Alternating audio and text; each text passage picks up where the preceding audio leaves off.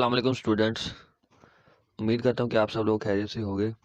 तो आज का जो लेक्चर है वो थर्ड लेक्चर है। मोस्ट इम्पोर्टेंट एमसीक्यूज़ के हवाले से जो चल रहा है हमारा सेशन के जो एमडी कैट के मोस्ट इम्पोर्टेंट एमसीक्यूज़ हैं उनके बारे में मैंने एक प्लेलिस्ट भी ज़्यादा बनाई है। तो आप उस प्लेलिस्ट में जाके भी लेक्चर सारे ले सकते हैं। ठीक है, तो आज का लेक्चर स्टार्ट करते हैं। फ़िलहाल गोल्डन एलजीआर कार्ड, ठीक है, जो गोल्डन, ये भी एमसीक्यूज़ है बायो का। गोल्डन एलजीआर कार्ड क्या कहलाते हैं? डेस्मिड्स, ठीक है। उसके बाद आ जाता है she drove her car dash the हिल। ये जो है ना पीएमसी के, आपको जो इंग्लिश के एमसीक्यूज आएंगे वो बहुत ही आसान है, ठीक है। वो जैसे एक एमसीक्यूज आया था पीएमसी में, the earth dash around the sun. तो उसमें अब छोटे बच्चे को भी पता चल जाएगा कि रिवॉल्व आएगा, ठीक है। तो इस तरह के एमसीक्यूज आते हैं, तो ये बहुत आसान होते हैं, तो आपने घबराना नहीं है इनके बारे में। तो ये क्या MCQ? She drove her car over the हिल, ठीक है। उसके बाद आ जाता है MCQ the structure of ribosomes made up of. जो राइबोसोम्स के स्ट्रक्चर है वो किससे मेड बना होता है? आरएनए और प्रोटीन से बना होता है, ठीक है। उसके बाद आ जाता है cytosol is present in. Cytosol किन में होता है? यूक्रियोटिक सेल में होता है, ठीक है। साइटोसोल किन में होता है? यूक्रियोटिक सेल में। और जो प्रोक्रियोटिक सेल है उनमें क्या होता है? साइटोजेल। उनमें क्या होता है? साइटोजेल होता है उनमें। उसके बाद जो आ जाता है व्हाट आर प्राइमरी कलर्स। ये बायो का एमसीक्यूज है। What are primary colours? Primary colours कौन से होते हैं?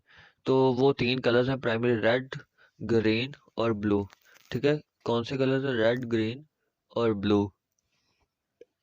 Long sightedness is correct, long sightedness is corrected by using, ठीक है। जो लॉन्ग साइटेडनेस है वो किससे करेक्ट की जाती है? तो वो कन्वेक्स लेंस के जरिए हम करेक्ट करवा सकते हैं, ठीक है। उसके बाद आ जाता है the SI unit of electric dipole moment is. तो इलेक्ट्रिक डाइपोल मोमेंट जो है उसका जो एसआई यूनिट है वो क्या है? एम्पेयर सेकंड मीटर, ठीक है, एम्पेयर सेकंड मीटर। उसके बाद आ जाता है मोस्ट अबंडेंट हाइड्रोकार्बन इज।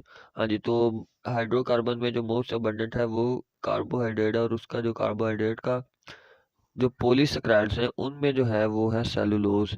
तो ये सबसे मोस्ट इम्पोर्टेंट एमसीक्यूज हैं, और ये बुक की लाइन भी है, तो आपने ये अच्छे से याद करना है, ठीक है। इसको ध्यान में रखना है ज़हन में। उसके बाद आता है the law in which temperature इसका कांस्टेंट। तो ये सबको पता है, बॉयज लॉ है। और जिसमें हम प्रेशर कांस्टेंट रखते हैं वो कौन सा है? अ, उसको हम कहते हैं चार्ल्स लॉ, ठीक है। उसमें हम प्रेशर कांस्टेंट रखते हैं, और जो है बॉयज लॉ उसमें टेम्परेचर कांस्टेंट रखते हैं। उसके बाद आ जाता है deficiency of vitamin A causes. जो विटामिन ए है उसकी डेफिशिएंसी क्या काज करती है? तो उसकी वजह से क्या होता है? नाइट ब्लाइंडनेस होती है, यानी कि रात को बंदे को कुछ भी नहीं नजर आता, ठीक है। उसके बाद आता है synonym of compartment is. Compartment का सिनोनिम क्या होगा? नुक। कंपार्टमेंट हम कहते हैं कोई भी प्लॉट हो या कोई भी कमरा हो तो हम उसको क्या कहते हैं? कंपार्टमेंट। तो कंपार्टमेंट का जो सिनोनिम है वो क्या है? नुक, ठीक है। उसके बाद आता है when a body is moving in a circular path with constant speed then force acting on it. अब देखें, जब कोई भी बॉडी होगी वो सर्कुलर पाथ में ऐसे मूव कर रही होगी किसी भी तरीके से, तो जो उसकी स्पीड है वो क्या है जी? कांस्टेंट, ठीक है। तो जो फोर्स का फार्मूला है वो क्या है जी? F is equal to M A, और A is equal to V over T. अब अगर वी जीरो है तो एक्सेलरेशन भी जीरो होगी। अगर एक्सेलरेशन जीरो है तो फोर्स क्या ऑटोमेटिकली जीरो हो जाएगी, तो नो फोर्स एक्ट करेगी, वो कांस्टेंट स्पीड से खुद ब खुद ही घूमता रहेगा, ठीक है। उसके बाद आता है plant need gases obtain through. Plant जो है वो गैसेस जो जिनकी उनको जरूरत होती है वो किसके जरिए हासिल करती हैं? तो वो किनके जरिए करती हैं? लीव्स के जरिए। लीव्स में क्या होते हैं? स्टोमेटा होते हैं। तो स्टोमेटा के जरिए जो है गार्ड सेल्स के जरिए जो गैसेस हैं वो इंटर होती हैं प्लांट में, ठीक है। बाकी नीचे फिर वो एमसीक्यूज, एक पिछले जो लेक्चर में हमने एमसीक्यूज किया था उसमें था कि हाई रेजिस्टेंस किसमें होती है। अब यहाँ पर उसने पूछ लिया है लो रेजिस्टेंस।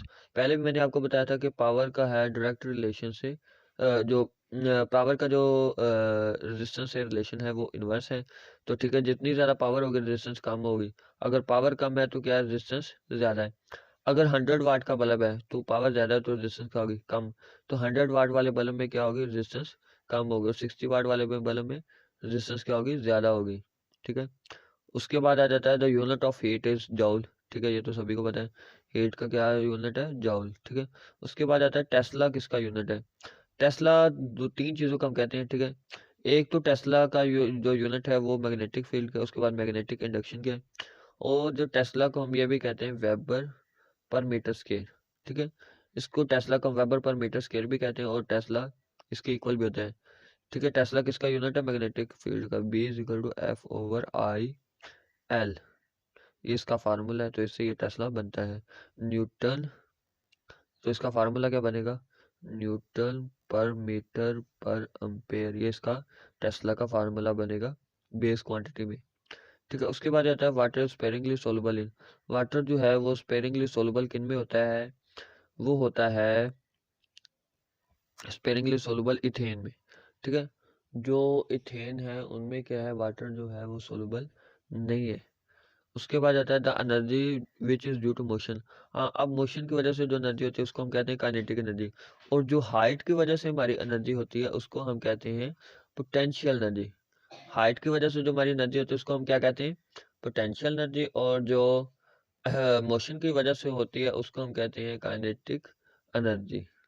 ठीक है, उसके बाद जो एमसीक्यू आता है, potential energy and kinetic energy are examples of, potential energy and kinetic energy are examples of mechanical energy.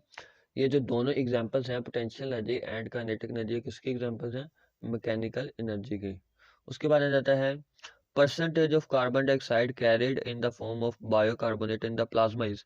ये भी बहुत मोस्ट इंपॉर्टेंट एमसीक्यूज है, इसको भी आपने ध्यान से रखना है, ये बुक की लाइन है। ठीक है, तो आपने इसको याद रखना है, मैं आपको फिर एक बार बता रहा हूँ कि ये मोस्ट इंपॉर्टेंट है। तीन, बल्कि ये काफ़ी मतलब आया हुआ है, पीएमसी में भी आया है, और ये यूएचएस के सिलेबस में भी पीएमडी का जब था तो तब भी आया हुआ है। तो आपने इसको याद रखना है कि ये कितने 70% है। ठीक है, आगे जो है वो है एमसीक्यू नंबर 67। उसमें क्या है जी, आसान सा है। आपने क्या करना है, पावर मालूम करनी है। ठीक है, आपको क्या दिया गया है, वोल्टेज दिया गया है 250 वाट, और जो करंट है वो कितना 0.3 एम्पेयर। पावर का formula P is equal to V I. ठीक है, तो अगर हम वैल्यूज पुट करें 250 मल्टीप्लाई बाय 0.3, तो इसको हम अगर इसको जो है आपको शॉर्ट ट्रिक्स में बता देता हूँ कि 250 मल्टीप्लाई बाय 3/10 कर लें। ठीक है, ये 0 0 से कट जाएगा, फिर 25 मल्टीप्लाई बाय 3 क्या आ जाएगा, 75 वाट। ठीक है, आसान सा तरीका, आपने इस तरह करना है। उसके बाद आ जाते हैं total photosynthesis is carried out by टर्शियल plant phase. जो टर्शियल प्लांट्स हैं उनमें जो फोटोसिंथेसिस होती है टोटल, वो कितनी परसेंट है, तो वो कितनी है जी, 20% है टोटल फोटोसिंथेसिस के। उसके बाद है जी number of chloroplast in each mesophyll cell, तो वो कितनी है, 20 to 100 है। ठीक है, और ये जो एमसीक्यूज है ये भी मोस्ट इम्पोर्टेंट है। और अगर आपको एमसीक्यूज है कि if we want to study the chloroplast, ठीक है, if we want to study the chloroplast then how, then from which cell we can get chloroplast, तो आपने ज़्यादातर अगर उसमें ऑप्शन है मेसोफिल, तो आपने मेसोफिल को टिक करना है क्योंकि ये इसमें ज़्यादातर पाए जाते हैं। उसके बाद आ जाता है 70 MCQs, birds has thin violet ducts, जिनको हम क्या कहते हैं, पैरा ब्रोची। ठीक है, तो आज का लेक्चर हम यहीं पे फिनिश करते हैं। इंशाल्लाह अगले लेक्चर में आपसे नेक्स्ट मुलाकात होगी, और आगे एमसीक्यूज हम याद करेंगे, फिर उससे अगले वाले भी हम पढ़ेंगे। तो आ, आपसे रिक्वेस्ट है कि तो नेक्स्ट लेक्चर में आपसे अगली मुलाकात होगी। तो तब तक के लिए अल्लाह हाफिज़। तो हमारा चैनल को सब्सक्राइब कीजिएगा। खुदा हाफिज़।